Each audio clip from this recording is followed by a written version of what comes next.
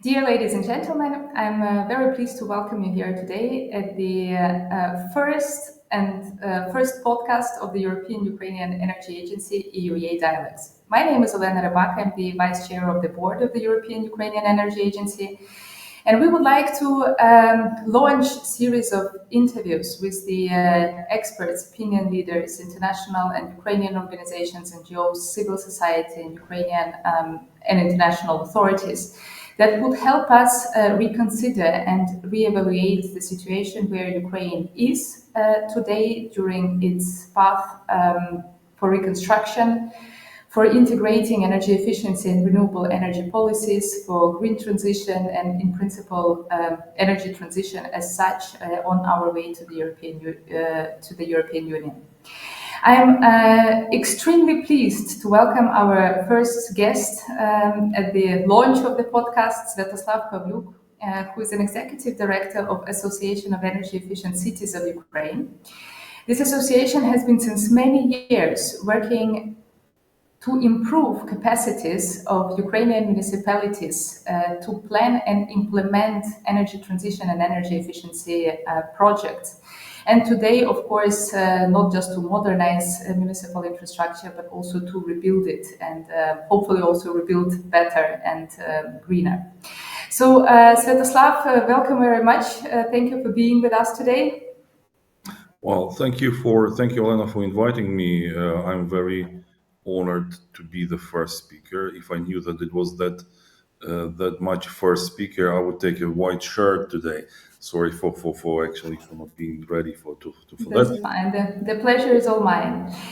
Thank you. So, Svyatoslav, you have an incredible experience of working not only with Ukrainian municipalities, but also with international organizations, carrying out complex and not so easy dialogues with Ukrainian authorities on reforms, international and donor-funded projects. And I'm very happy that you could be with us to share your views on where we stand today, specifically in light of where the Ukrainian cities need most support. And therefore, if it's okay, I will start with my first question. So Ukrainian cities are today, I guess, one of the priority or main counterparts in your daily activities. We are already more than 2 years into the full-scale war that lasts 10 years already, in principle, but it's not becoming easier. So how are Ukrainian cities coping at these times of uncertainties? What is on their agenda? I think that we should distinguish between different regions of Ukraine, because Ukraine is quite a big country, and we have very different situation in the western cities, in the eastern cities, in the northern, and in the southern. Some of the municipalities are still in the position, the circumstances allow them for long-term planning. Some of them are in the circumstances that does not allow long-term planning, and they are basically in survival mode. And that these different conditions, they basically shape the framework in which municipalities do work.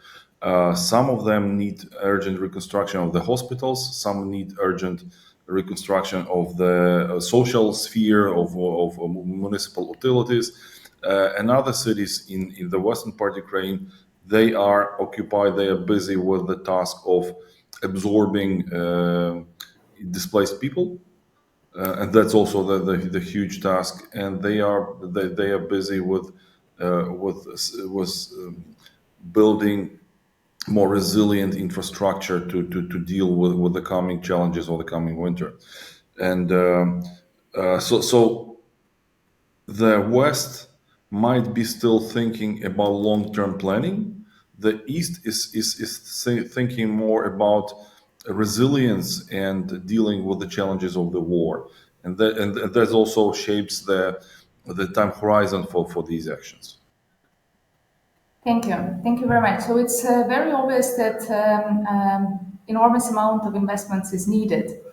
If you named a number of infrastructure areas and let's say priorities, but when it comes to let's call it donor or international funding and maybe private investments, Would you identify certain specific directions which international partners and separately maybe international business could prioritize to invest in?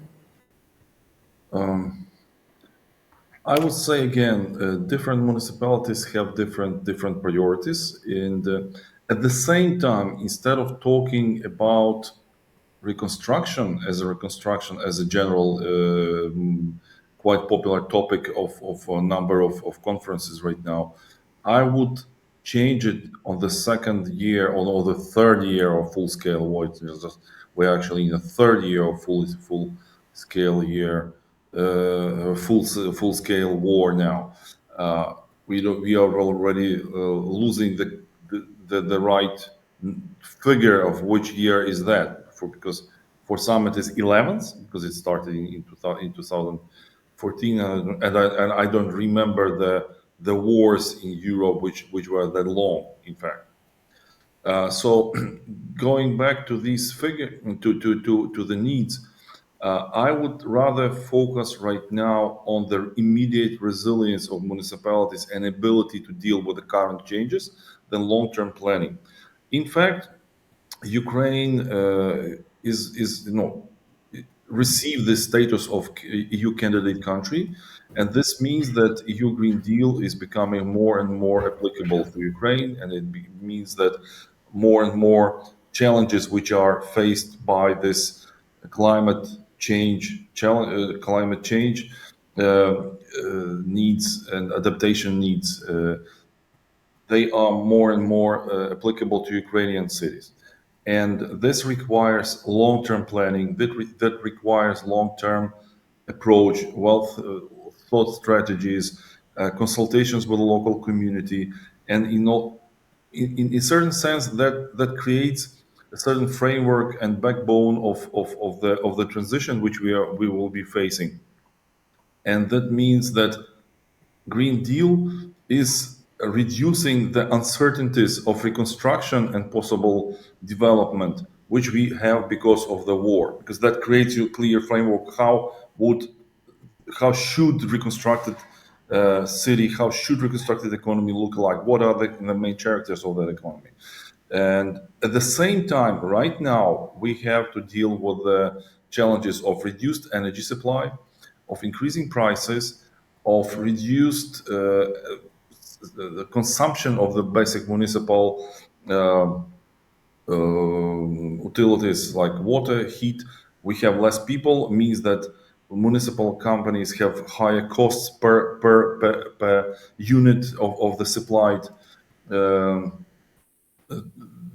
water or heat, and that means that it's hard for them to think about long-term planning. And at the same, well, again, municipalities in the West they can build long-term planning. They can deal with that. In municipalities in the East, they are preoccupied with the tasks of ensuring energy supply. In the past, we had quite dangerous processes, especially in some of the eastern cities, where they have switched completely to electrical heating, for example. And in the days where you have the lack of electricity, basically these municipalities have a huge challenge to survive the next winter, because I mean we have lost more than half of pre-war electric supply capacity. So in that, And yeah. I just wanted to clarify. So, in this need for emergency, let's say, emergency measures, emergency recovery, do municipalities have, let's say, resources and capacities and also mental strengths to still maintain this agenda for, let's say, green recovery, for pushing for energy efficient measures, for renewable energy integration sources, or is it just emergency, emergency, emergency? And if you could say which percentage, I assume also West and East division, but what is your feeling? How, in percentage wise, do they have this strength to still do the right thing despite critical lack of timing and resources? Um, in certain sense, municipalities and people in Ukraine they have got used to these challenges and they have strength to withstand. Of course, they are tired, but in the sense that they they understand why they are doing.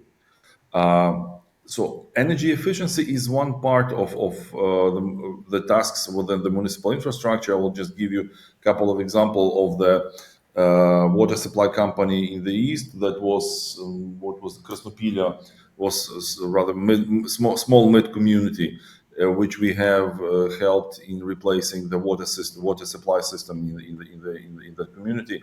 They have reduced the electricity consumption over 40%.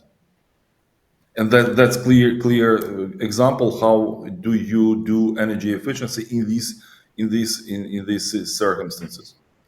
If you look at the big companies like water supply company of Lviv, which is providing the water to over 1 million inhabitants in the community, they have increased they have reduced consumption of electricity at around 15% through the last years and reduced water losses in the system almost twice, from 52% to 30%.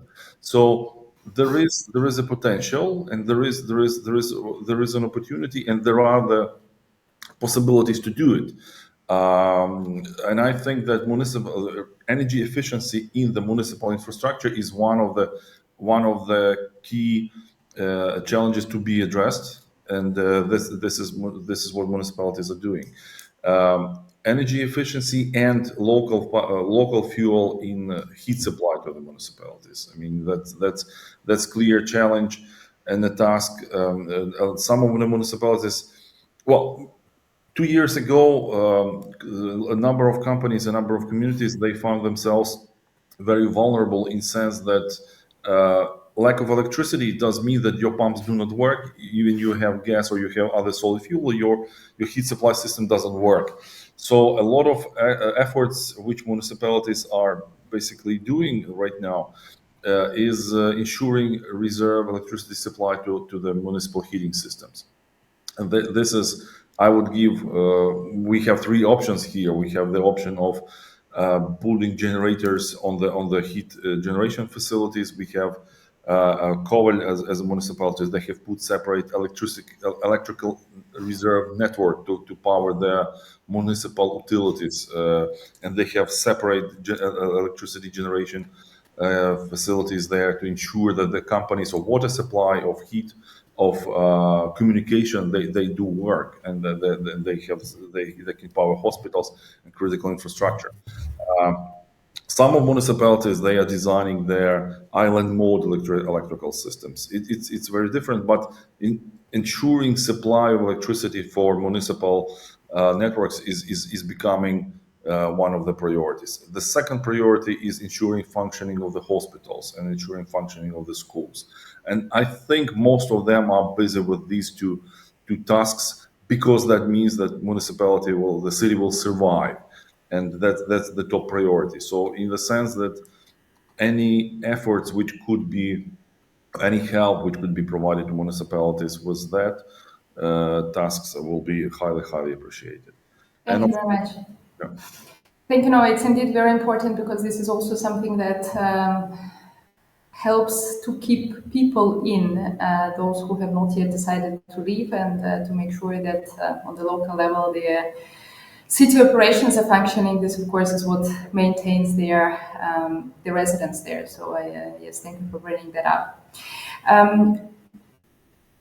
Now that we are in principle on the daily basis, and in recent 2 years, also in the recent more years, 10 years, of course, we see many various initiatives for reconstruction, donor-funded international organizations that are supporting very differently, right, and also infrastructure sectors. Have you observed any specific, let's say, examples of an initiative or a donor-funded project, like a success story, that was reasonably fast implemented, but brought value, and that would be easily scalable in terms of replication, bringing in reasonable timing most value? Would you have your favorite success story for that? I think that provision of the equipment for reconstruction of electricity transition system was a good example. Energy community set up a special fund which is providing equipment to Ukrenergo, the company which is basically delivering energy through Ukraine. The second, I would say, so it's equipment. The second, I would also mention USAID project, which was supporting electricity generators to number of communities, large electricity generators. Then I would also mention the number of the efforts of companies in the and donors in wash sector, in water supply sector and sanitation. In Mykolaiv, provision of equipment which was delivering pure water, clean water to the resident, because the Russians were bombing water supply company every basically week to ensure that it doesn't work. So that was a very timely response. I would say that most of these examples are about provision of equipment. I would not say that they are ideal, because that also involves to make it accessible. It also involves the good work of Ukrainian counterparts, and sometimes, and usually, installation of the generator into the system takes a year, and that would please me a lot. But I would also mention the projects of building the housing for internal displaced people. That's extremely important for us to keep these internal displaced people as internal displaced. Sorry for the kind of good or bad comparing. It's rather, I would prefer that they are internally displaced than refugees out of the country, because we badly need people. But if they don't have place to live, they would fly the country. They will leave for European Union, or somewhere further, and we are likely not to get these people back in soon. And we need people in the country for various reasons. So internal housing, it's also very important, I would say. Yes, thank you. Thank you very much. We have over the years, with you, touched on a number of occasions the issue or the challenge of project cycle per se, project cycle of a typical, I don't know, infrastructure project. This is also one of my favorite Mhm. topics. If you were in a position to design a perfect donor project to support Ukrainian cities, what would that support be? What would be the secrets for a good TA project for the Ukrainian cities, that it's implemented and brings value as fast as possible? I think that the basic challenge of providing good technical assistance is that donors and communities, they are talking with two different languages usually, and they are talking about two different procedures. I would start with description of the technical task, and joint design of the procedure before actually making a call, or before making any tender. Otherwise, the procedures of the donor are built with certain logic, and the procedures of the recipient are different. Then it takes time basically to arrange them and to make them compatible, and we're losing much time. This would also allow to parallel certain tasks. So, for example, some of the permission and agreement procedures which have to be done by the municipalities, they could be done in the parallel, and that might help.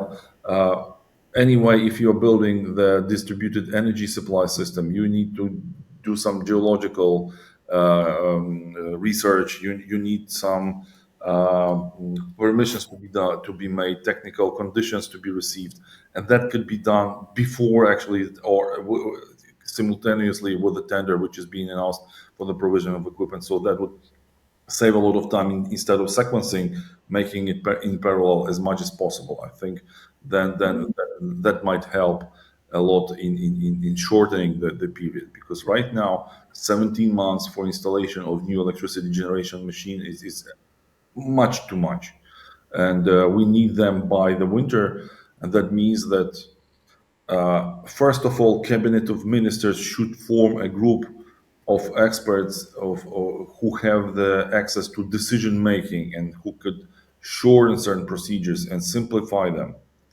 And that has to be functioning on the national level, and I don't see actually that happening. In fact, again, going back, what can be done?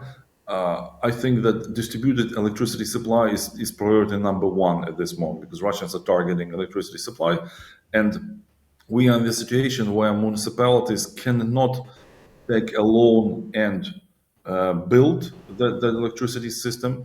Government is not uh, able to finance that from the national budget. So I think that there is a huge opportunity for cooperation of private investors and municipalities. Municipalities could in parallel ensure the land plots which are provided for the energy investors, and energy investors could actually step in and build these companies, because any tender procedure which is organized by donor, any tender procedure which is organized by the government, it requires half a year. You need a very specific description. You need very specific procedure, pre-announcement, announcement, selection, contract, and the private investor could just buy equipment next day, because I think it's good, and I take decision as a private investor next day from the company which has that equipment. So I think there is a huge opportunity for cooperation of municipalities, which would provide land plots for the installation of equipment, and private investor who could take decisions very quickly. Of course, having their own calculations of the profitability of that investment, but they have very different tendering opportunities, I would say this way.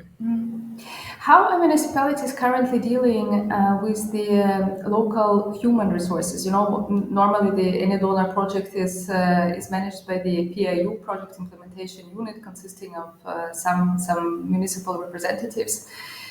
And either consultant or technical assistants, or centrally supported somehow via various international initiatives. Are the cities building up stronger units meanwhile, understanding that there will be more and more interaction with international organizations? Are they managing to find these local resources? That's a very painful moment, because the lack of labor is becoming more bigger and bigger problem all the time. First of all, a lot of men are mobilized. Second, a lot of experts on the mid-level of the municipalities, they are women, and quite a lot of them, especially from the east, they fled their cities. So the lack of people is growing, and that's a challenge. The third challenge is that international companies, and that's my pain also as an institution in Ukraine, international companies, they are coming and they are offering higher and higher salaries, and they are just absorbing the local residents, the local labor, and local companies and local municipalities. They find it themselves not competitive on the salaries market, in the sense. So the salaries are growing, the lack of people, and that's also becoming a challenge. We have constantly to train more and more people, and some of them are mobilized and they're busy with the army. Some of them are wounded. So ensuring and that potential in the smaller municipalities, it never existed actually. Even on the level of the energy management, previously the municipalities had a chance to find people. Right now, it's becoming more and more problem, and we are basically also training one energy manager to deal with several communities instead of his or her own community. So I think that reconstruction will be going along with the capacity, with the absorption capacity. And absorption capacity will be very much dependent on this availability of personnel.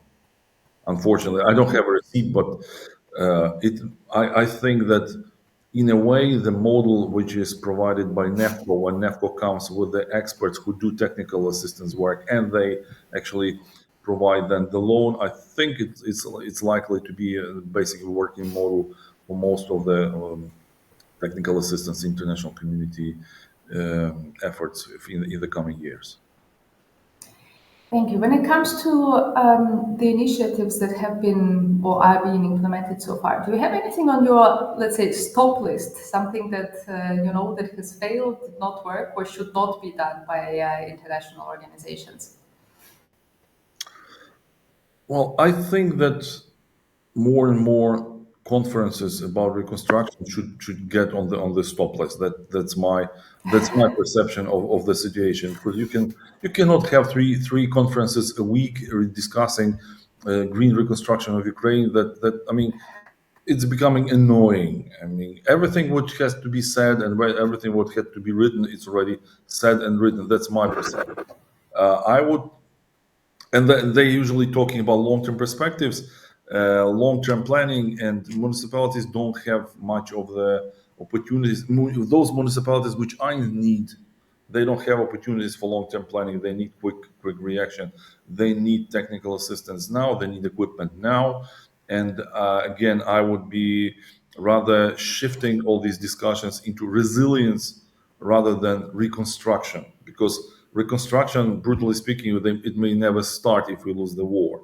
And resilience of the municipality is one of the factors of our chances to win the war.